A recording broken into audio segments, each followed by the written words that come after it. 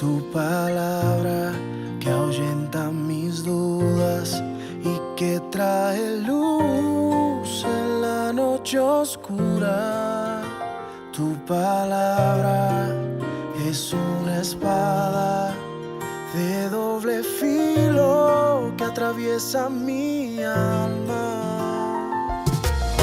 En un instante todo puede transformar. Por ella existe el universo. Tu palabra que se lleva la desesperanza. Tu palabra que aunque pase en el cielo y la tierra nunca pasará. Tu palabra que nunca regresará vacía.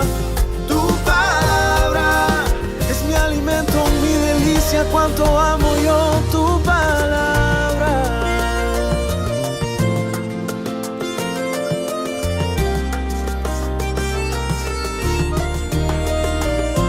Tu palabra de miel y de azúcar, con un toque sutil la vida me endulza.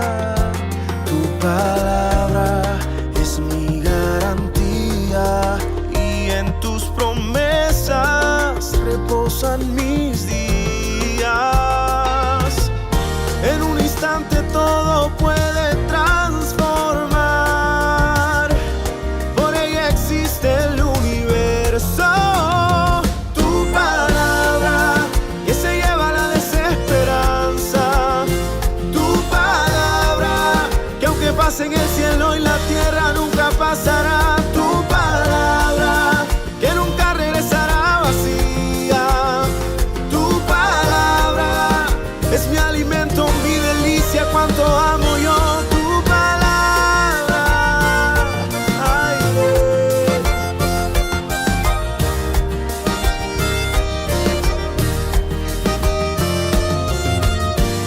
la, la, la, la, la, la, la,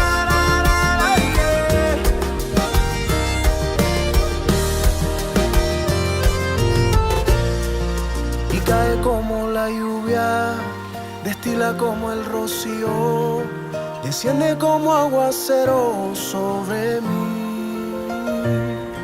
Y cae como la lluvia, destila como el rocío, desciende como aguacero sobre mí. Tu palabra que se lleva la desesperanza. Tu palabra que aunque pase en el cielo y la tierra nunca pasará. Tu palabra que nunca regresará vacía. Tu palabra es mi alimento, mi delicia. Cuánto amo yo tu palabra.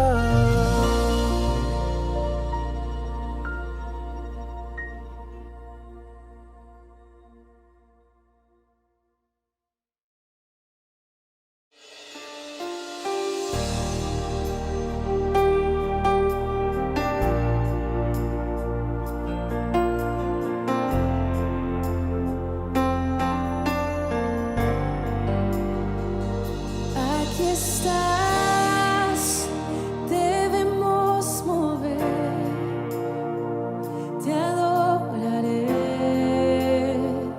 te adoraré. Aquí estás, obrando en mí,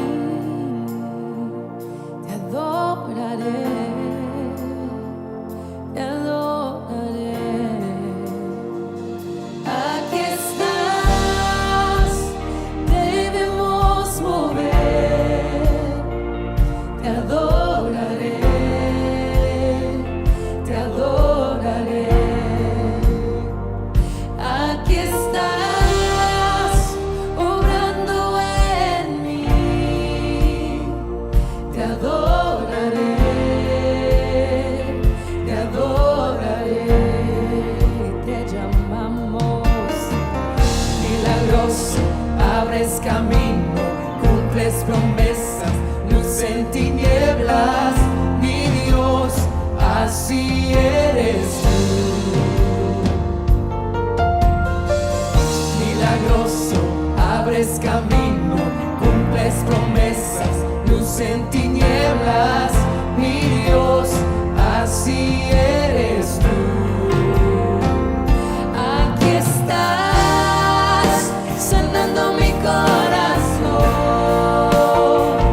te adoraré, te adoraré. Aquí estás, tocando mi corazón, te adoraré, te adoraré. Te amamos, milagroso, abres camino, cumples promesas, luz en tinieblas, mi Dios, así eres tú. Milagroso, abres camino, cumples promesas, luz en tinieblas, mi Dios, así eres tú. Aquí estás, tocando mi corazón, te adoraré, te adoraré. Aquí estás, sanando mi corazón, te adoraré, te adoraré. Hoy siempre te llamamos, milagroso, abres camino, cumples promesas, luz en tinieblas, mi Dios, así eres tú. Milagroso, abres camino, cumples promesas, luz en tinieblas, mi Dios, así eres tú, así eres tú, así eres tú, así eres tú, así eres tú, así eres tú, así eres tú, así eres tú, así eres tú.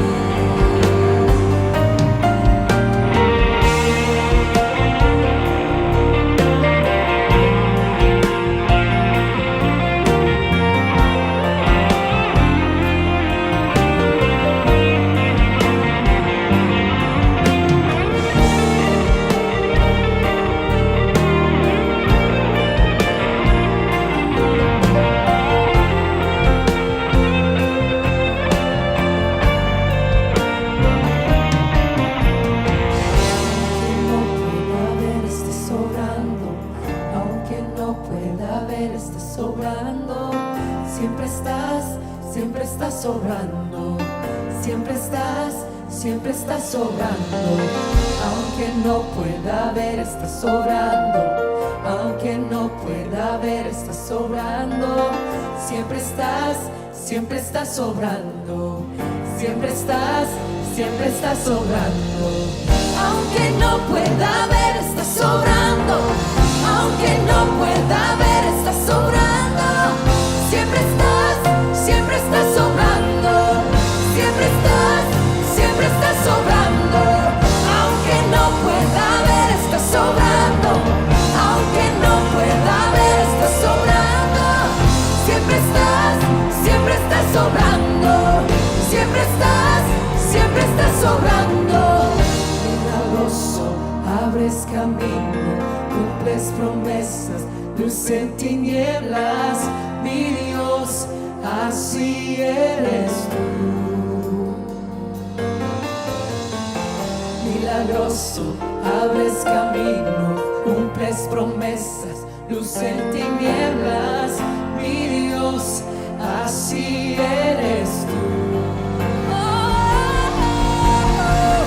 Milagroso, abres camino, cumples promesas, luz en tinieblas, mi Dios, así eres tú.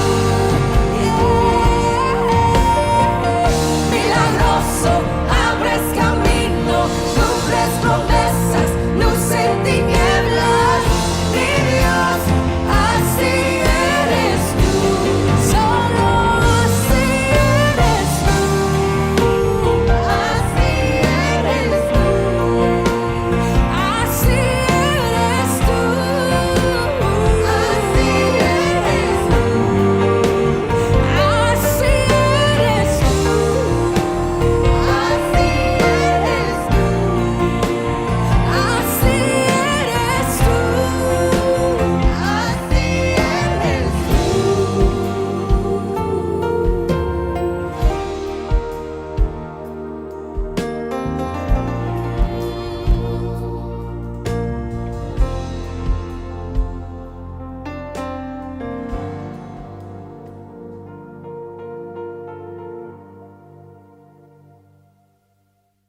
Buenos días, amados hermanos. Seguimos hoy con el segundo domingo de octubre, hablando acerca de este tema tan importante que tenemos. Hoy nos corresponde las últimas dos etapas del proceso. Ya aprendimos la etapa de confrontación, la etapa de la crisis de fe. Hoy vamos a tratar la madurez espiritual o estabilidad.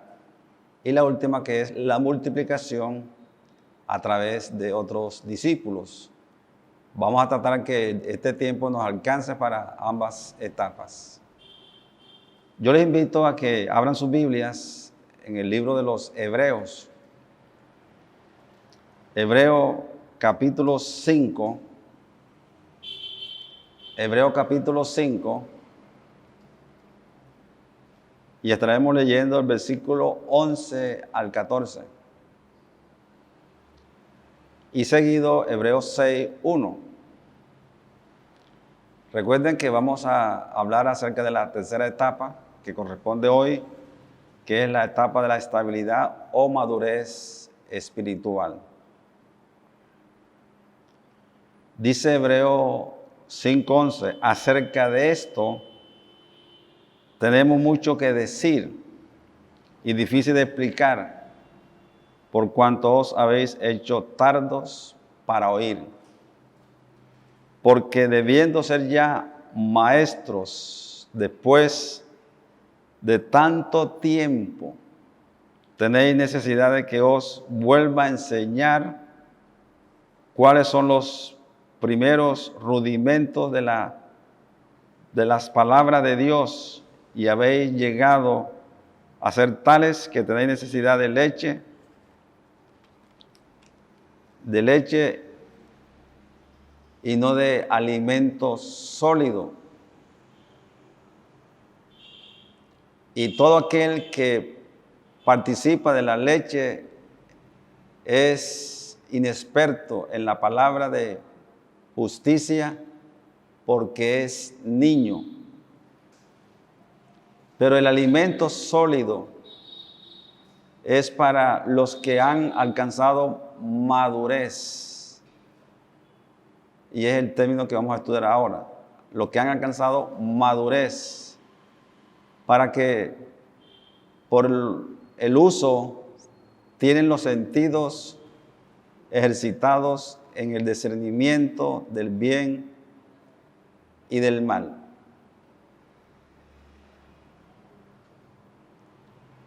El verso 1 del capítulo 6 dice, por tanto, dejando ya los rudimentos de la doctrina de Cristo, vamos adelante a la perfección, no echando otra vez el fundamento del arrepentimiento de obras muertas, de la fe en Dios. Vamos a dar hasta ahí. Dios bendiga su palabra. Hoy vamos a hablar de la madurez o estabilidad espiritual. Después que salimos de la crisis de fe, ya salimos ahí fortalecidos, ya adquirimos cierta experiencia, y de hecho la palabra habla de que se alcanza un estado de madurez espiritual. Por eso la crisis de fe es necesaria, porque la crisis de fe nos fortalece y nos prepara para madurar espiritualmente. El autor de Hebreos nos dice que en la época de estos cristianos que le escriben a ellos, habían algunas situaciones o circunstancias que el autor menciona de que había cierta inmadurez en algunos y madurez en otros. El verso 12 dice lo siguiente: porque debiendo ser ya maestros. O sea, cuando se habla de una persona que es maestra, significa que ya es una persona que ha alcanzado cierta madurez. Y dice que para ellos debían ser ya maestros. Dice, después de tanto tiempo de haberse convertido y haber escuchado la palabra. Dice, tenéis necesidad de que os vuelva a enseñar cuáles son los primeros rudimentos de la palabra de Dios, y habéis llegado a ser tales que tenéis necesidad de leche y no de alimento sólido. Lo que el texto está diciendo es que cuando un cristiano tiene cierta madurez espiritual, ya no debe tomar leche, sino alimento sólido. Alimento sólido. Y por eso el texto que sigue, el autor de Hebreo dice lo siguiente, verso 13. Y todo aquel que participa de la leche dice que es inexperto en la palabra de justicia, porque es niño. Sabemos que un niño no se le puede dar alimento sólido, sino que se le va preparando poco a poco y se le va dando ciertos alimentos para que vaya creando el hábito de comer ciertos alimentos, hasta que llegue la edad de que pueda participar de alimento más sólido. Así sucede con la vida espiritual. Si la persona no tiene madurez espiritual, entonces aquí dice que esta persona es inexperta, es como un niño. Y por eso en el texto que sigue, el texto 14 dice, pero el alimento sólido es para los que han alcanzado madurez. Esa palabra madurez tiene que ver con la estabilidad espiritual. O sea, ha alcanzado un nivel espiritual donde ya a esta persona se le puede confiar ciertos ministerios, ciertas acciones, ciertos servicios, porque ya tiene cierta madurez espiritual. Dice que ese alimento sólido es para esas personas. Dice para los que han alcanzado, los que por el uso, dice, por el uso tienen los sentidos ejercitados en el discernimiento del bien y del mal. Dice que por el uso, estas personas tienen ejercitado el sentido espiritual. Distinguen lo que es lo malo y lo que es bueno. Por eso la importancia de la madurez espiritual. Porque ya hay ciertas decisiones que la persona debe tomar. Saber diferenciar lo bueno y lo malo. Un niño no es capaz de hacer diferencia entre lo bueno y lo malo. Pero una persona espiritualmente madura, ya dice el texto que tiene los sentidos ejercitados para diferenciar o distinguir entre el bien y el mal. Por eso el capítulo 6.1 habla de que ya en vez de estar repitiéndole lo mismo a la gente de los primeros pasos, de los rudimentos de la doctrina, dice, vamos adelante, perfeccionando. Y esa palabra perfeccionando es el proceso. Perfección es el proceso que Dios tiene con nosotros. Dios nos va transformando poco a poco. Eso se llama perfeccionamiento. Entonces, esta madurez nos capacita, hermanos, para enfrentar situaciones que antes nos afectaban porque éramos inmaduros, pero ahora con la madurez lo miramos de una manera diferente. Y vamos a leer algunas citas bíblicas. Vamos a Santiago 1. Santiago está allá al lado de Hebreos. Cuando hay madurez espiritual, ya las dificultades, las pruebas, las miramos diferente. Santiago 1 lo dice. Santiago 1, versículo 2 al 4. Miren cómo Santiago presenta ya el panorama para los que ya han alcanzado cierta madurez espiritual.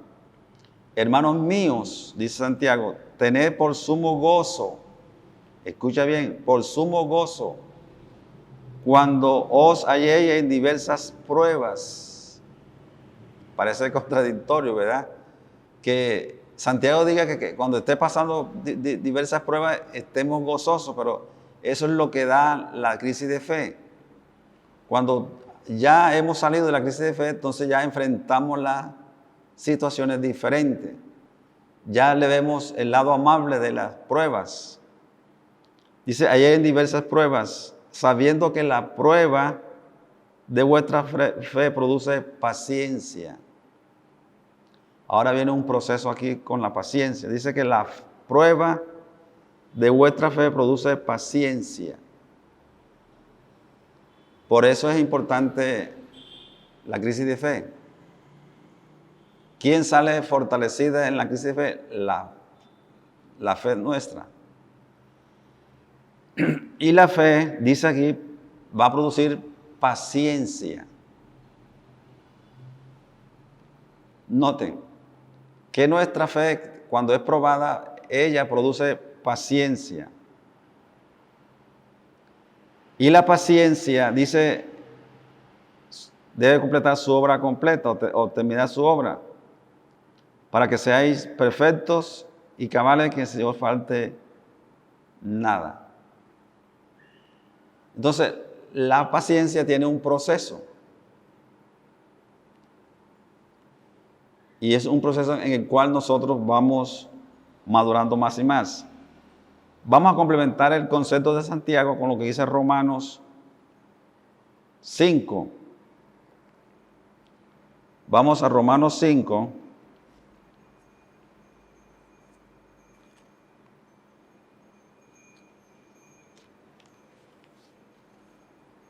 Romanos 5. Pablo nos habla de este proceso de la fe y la paciencia y nos complementa el principio. Romanos 5, leemos el versículo 3 y versículo 5, 3 al 5. Dice, y no solo esto, sino que también nos gloriamos en las tribulaciones, sabiendo que la tribulación produce paciencia. Santiago nos dijo que la fe produce paciencia. Ahora acá Pablo dice que las tribulaciones producen paciencia. Y la paciencia, escuchen, y la paciencia prueba. Y la prueba esperanza. ¿Cuál es la obra completa de la paciencia? Precisamente es eso. La paciencia produce prueba. Y la prueba nos produce esperanza. Y la esperanza, dice el verso 5, no avergüenza. Parece que ambos escritores estuvieran de acuerdo para decirnos que si nuestra fe no es sometida a prueba, entonces no vamos a aprender la paciencia. Porque la paciencia surge de que nuestra fe sea sometida a prueba. Porque la prueba fortalece la fe y la fe produce paciencia. La paciencia a su vez produce prueba. Y la prueba nos da la esperanza. Y tenemos otro ejemplo de madurez Filipenses capítulo 5, perdón, Filipenses capítulo 4, Filipenses capítulo 4, hay otro ejemplo que nos ayuda a entender lo que es la madurez espiritual. Filipenses 4, del 10 al 13. El caso del apóstol Pablo. Ya a estas alturas sabemos que ya era un hombre maduro, ya estaba bastante también avanzado de edad, y él nos ayuda a entender el proceso de la madurez espiritual. Dice Filipenses 4:10, en gran manera me gocé en el Señor de que ya al fin habéis revivido vuestro cuidado de mí, de lo cual también estabais solícitos, pero os faltaba la oportunidad. Y aquí viene la parte central. No lo digo porque tenga escasez, pues he aprendido a contentarme cualquiera que sea mi situación. Ya habla de que él aprendió, esto es importante, aprendió a estar contento cualquiera que sea la situación. Y dice el 12, sé vivir humildemente y sé tener abundancia. En todo y por todo estoy enseñado. Note la frase, enseñado. Así para estar saciado como para tener hambre. Así para tener abundancia como para tener necesidad. Y está el texto famoso que conocemos, todo lo puedo en Cristo que me fortalece. Este es un pasaje de alguien que aprendió la madurez espiritual. Y dice que él había aprendido a vivir en ambas situaciones, cuando haya escasez y cuando haya abundancia.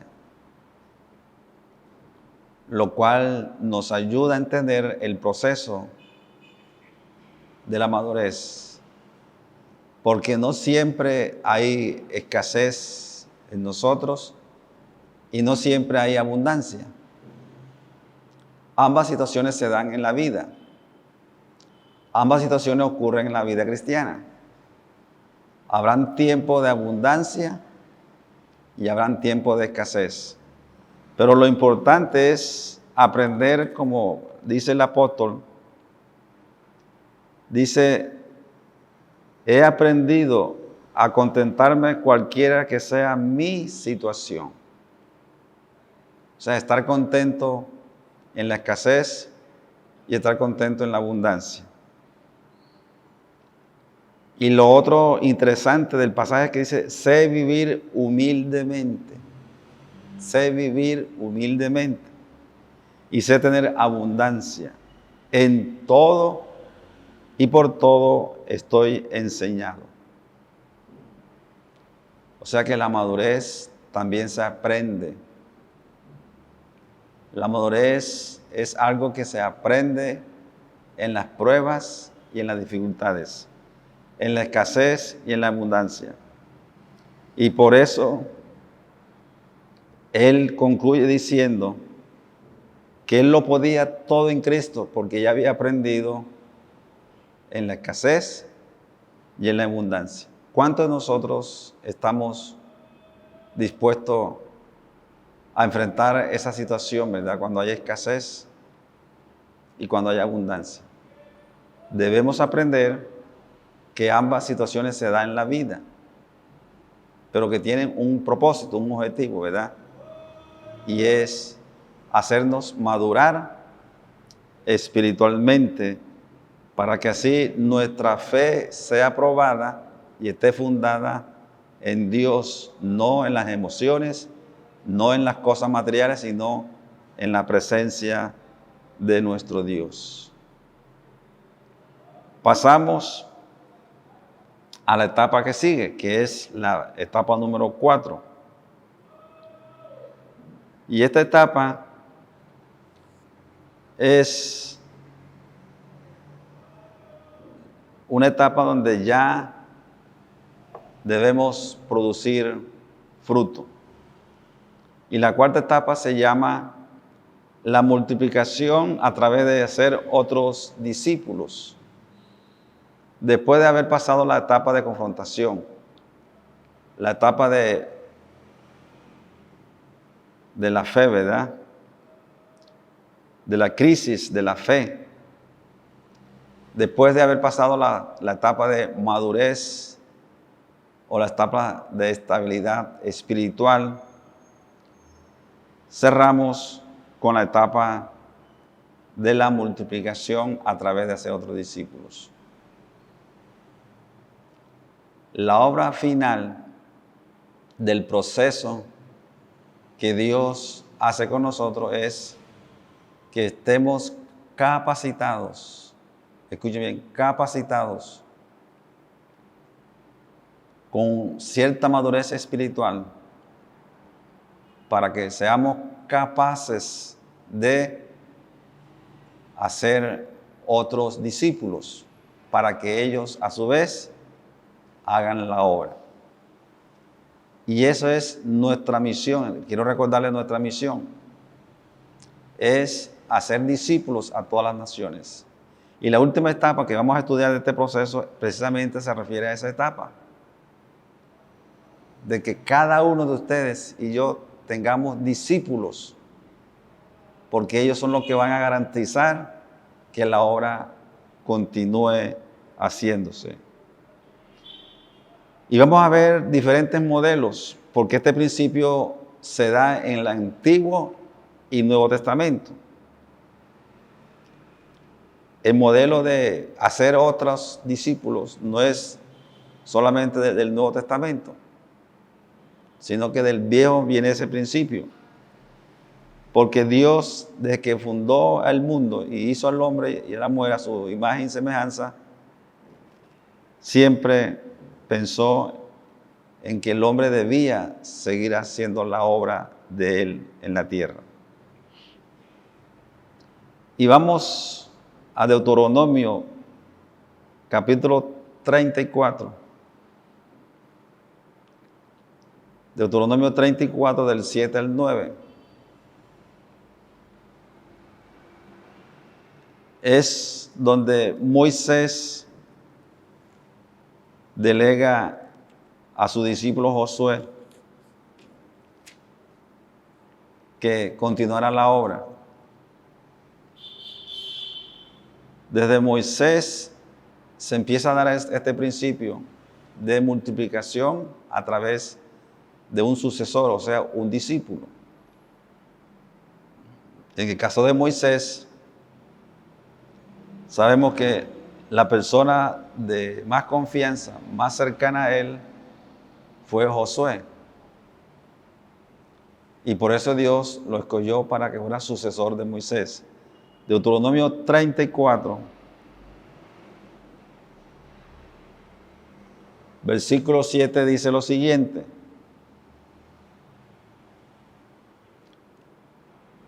Era Moisés de edad de 120 años cuando murió. Sus ojos nunca se oscurecieron ni perdió su vigor. Y lloraron los hijos de Israel a Moisés en los campos de Moab 30 días. Y así se cumplieron los días de lloro y de luto de Moisés. Y miren el texto 9, dice, y Josué, hijo de Nun, fue lleno del espíritu de sabiduría, porque Moisés había puesto sus manos sobre él. Y los hijos de Israel le obedecieron e hicieron como Jehová mandó a Moisés. Antes de que Dios escogiera a Josué para reemplazar a Moisés, ¿qué hizo Moisés? Dice que puso sus manos sobre Josué. Y el Espíritu Santo lo llenó de sabiduría, porque tenía que continuar la obra de Moisés. Y ya vemos en el libro de Josué cómo Josué lleva adelante la misión de Moisés. Moisés no pudo entrar a la tierra prometida, Josué entró y tomó posesión de ella, porque era parte del propósito de Moisés. Pero quien lo terminó fue Josué. Ese es el principio de hacer discípulos. Porque quien va a garantizar que la obra continúe son los discípulos. Los creyentes no son garantía de continuar la obra. El discípulo sí. Porque el discípulo está dispuesto a obedecer a su maestro. Está dispuesto a identificarse con su maestro. Y por eso Moisés comisionó a Josué y Dios lo estableció como el nuevo líder para llevar a su pueblo a la tierra prometida. Así que tenemos el desafío de hacer un discípulo para que continúe la obra que nosotros estamos haciendo.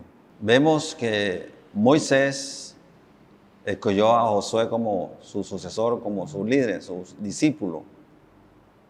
Y hay otro ejemplo del Antiguo Testamento que nos va también a ayudar a entender este proceso de la necesidad de hacer otros discípulos. Y es el caso de Elías con Eliseo.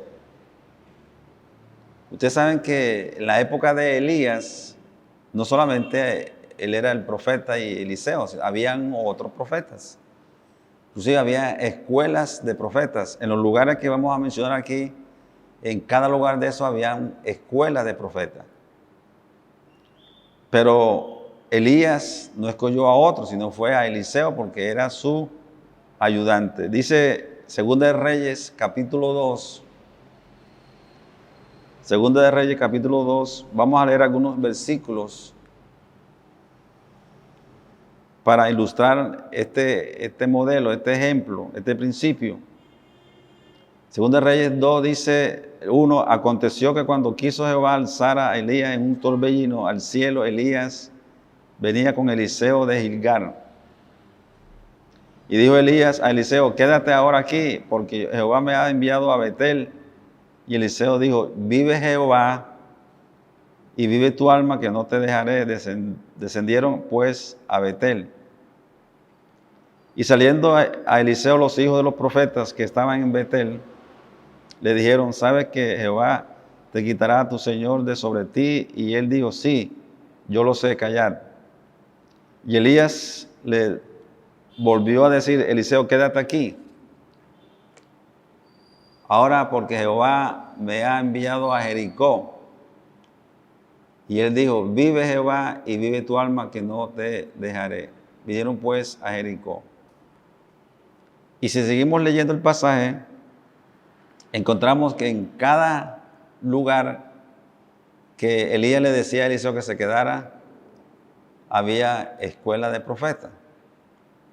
Betel, Jericó, Gilgal, todos esos lugares habían escuela de profetas. Cuando en el verso 9 del capítulo 2 de Segunda Reyes dice, cuando habían pasado, Elías dijo a Eliseo, pide lo que quieras que haga por ti antes que yo sea quitado de ti. Y dijo Eliseo, te ruego que una doble porción de tu espíritu sea sobre mí. Él le dijo, cosa difícil has pedido. Si me vieres cuando fuere quitado de ti, te será hecho así, mas si no, no. Y aconteció que yendo ellos y hablando, he aquí un carro de fuego, con caballo de fuego, apartó a los dos, y Elías subió al cielo en un torbellino. Entonces, Elías le dice a su discípulo Eliseo que hiciera una petición. Eliseo le dijo, bueno, mi petición es que una doble porción tuya reciba cuando seas quitado de aquí de la tierra. Elías le dijo, dura cosa has pedido, pero si me vieres, cuando fuere alzado se te será otorgada. Este episodio, dicen los entendidos que se refiere a la primogenitura. No es que Eliseo le dijo una doble porción tuya, no. Habla de la primogenitura. Si tú me ves primero cuando yo seas alzado, será dada esta petición. El primogénito en el Antiguo Testamento tiene dos bendiciones. Una, la bendición de ser primogénito primero, y dos, que él era el heredero de todas las cosas del Padre.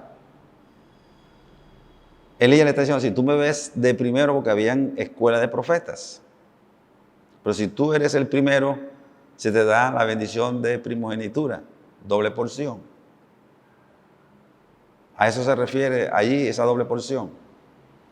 Y de hecho, si seguimos leyendo en el capítulo 3 y 4, después que Elías es llevado, Eliseo repite los milagros que hizo Elías.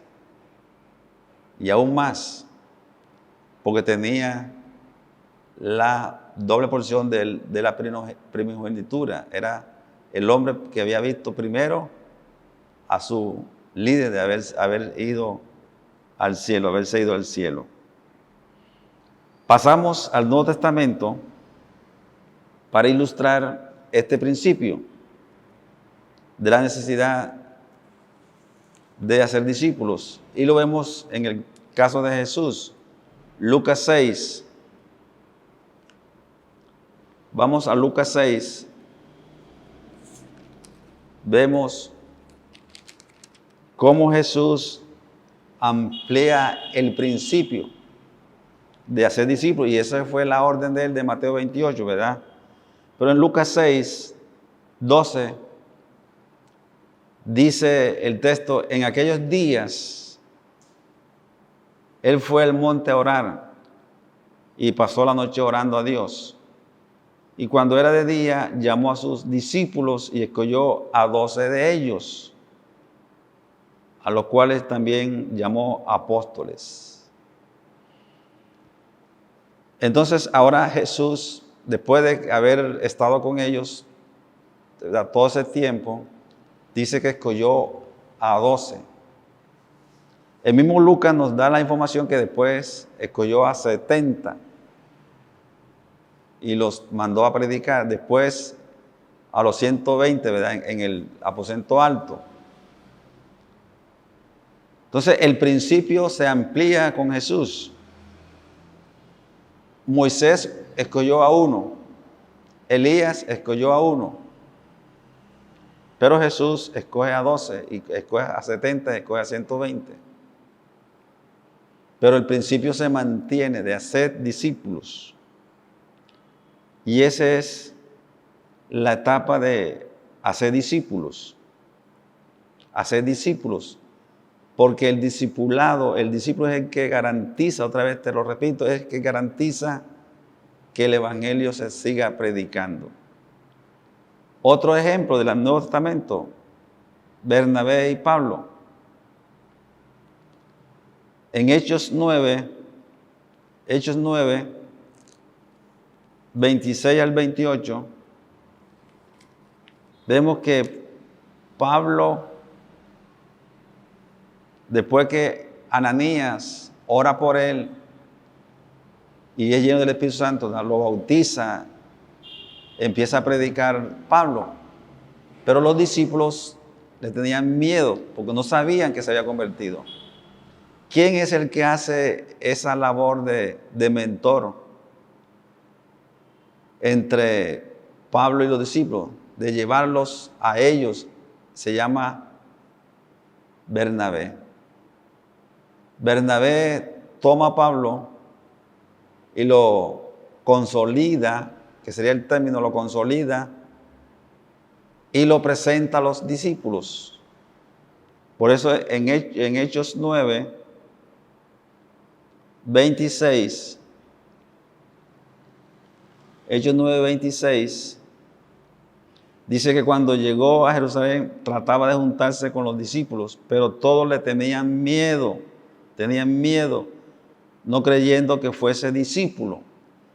Y el texto que sigue dice, entonces Bernabé, tomándole de la mano, lo trajo a los apóstoles y le contó cómo Saulo había visto en el camino al Señor, el cual le había hablado, y cómo en Damasco había hablado valerosamente en el nombre de Jesús, y estaba con ellos en Jerusalén y entraba y salía. Entonces, ¿quién presentó a Pablo delante de los discípulos? Bernabé, que era su mentor o su tutor. Y otro pasaje que nos ilustra en el mismo Hechos 13 nos ilustra este mismo principio, y por eso estoy diciendo que Bernabé fue el mentor de Pablo, el que lo consolidó.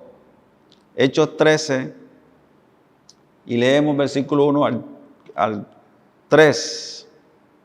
Hechos 13, del 1 al 3 dice, había entonces en la iglesia que estaba en Antioquía profetas y maestros. Bernabé, ahí está el primero, Bernabé. Simón, el que se llamaba Níger. Lucio de Cirene. Manaén, el que se había criado junto con Herodes, el tetrarca, y Saulo. Noten que el primero que menciona es a Bernabé. Ministrando estos al Señor y ayunando, dijo el Espíritu Santo, apartarme a Bernabé. No dijo primero Pablo, sino Bernabé. Y a Saulo para la obra que los he llamado. Entonces, habiendo ayunado y orado, les impusieron las manos y lo despidieron. Entonces, esto prueba de que el que consolidó a Pablo fue Bernabé, quien lo introdujo a la amistad con los restos de los discípulos fue Bernabé. Y Hechos nos cuenta que hicieron el primer viaje misionero y el segundo, pero en el segundo hubo una discusión entre ellos y se separaron. Pero Bernabé fue la persona clave para que Pablo siguiera su ministerio. Ahora, Pablo también hace lo mismo, porque esto es algo que hay que hacerlo. Todos tenemos que hacerlo. Pablo, Timoteo, vamos a 2 de Timoteo. 2 Timoteo, capítulo 2. 2 Timoteo, capítulo 2. Miren lo que dice. 2 Timoteo 2, versículo 1 y 2. Y ya vemos cómo Pablo tiene a su discípulo. Tuvo mucho más, pero se menciona mucho a la relación entre Pablo y Timoteo, su discípulo, su hijo espiritual. Dice, tú pues, hijo mío, esfuérzate en la gracia que es en Cristo Jesús. Esto te lo está diciendo Pablo a su discípulo, Timoteo. Lo que has oído de mí ante muchos testigos, esto encarga a hombres fieles que sean idóneos para enseñar también a otros. Noten ustedes cómo Pablo le transmite el principio de hacer discípulo a su hijo Timoteo. O sea, si a Pablo lo discipularon, ahora Pablo también discipuló. En este caso hablamos de Timoteo, ¿verdad? ¿Y qué le dice Pablo a su hijo? Uno, que se esforzara en la gracia. Dos, que lo que él había escuchado de él, todo lo que le había enseñado a él debía de llevarlo o decirlo o encargarlo a hombres fieles e idóneos para también enseñar a otros. O sea, lo que tú has recibido, eso no es para que te lo guardes, para que lo tengas ahí escondido, no, es para que lo compartas con otra persona. Y eso es el principio de multiplicación. Y ese principio se ve en ambos testamentos. ¿Por qué la importancia, hermano, de hacer discípulos? El discípulo garantiza la continuación de la misión. Repito, el discípulo garantiza la continuación de la misión, hacer discípulos. ¿Ya tienes tu discípulo? ¿Le estás enseñando todo lo que él debe aprender? Quiero motivarte en esta mañana. La orden es ir y hacer discípulos a todas las naciones. No es tarde para que empieces hoy pensando en tu discípulo, pensando en que tú puedes preparar a otro que llegue más alto que tú en la vida espiritual. Ananías oró por Pablo, pero Ananías no se imaginaba hasta dónde iba a llegar Pablo. Bernabé consolidó a Pablo, pero Bernabé tampoco se imaginaba hasta dónde llegaría Pablo. Así son los discípulos. No sabemos hasta dónde pueden llegar, pero nuestro deber como discípulos es hacer otros discípulos. ¿Estás dispuesto a hacerlo? Yo quiero orar por ti. Padre, en el nombre de Jesús, en esta mañana, Señor, te doy gracias por todos los discípulos que hay en la iglesia, por todos los que se están conectando por este medio, para que ellos puedan transmitir estas enseñanzas a otras personas, para que a su vez esas otras personas tomen otro discípulo y la obra se extienda, porque la orden tuya es ir y hacer discípulos a todas las naciones. En el nombre de Jesús. Amén. Hermanos, Dios te siga bendiciendo y recuerda, debemos hacer discípulos para que la misión continúe. Bendiciones. Hoy hace 10 años que no tocamos con esta banda, así que denles una bienvenida a la segunda banda que viajó conmigo.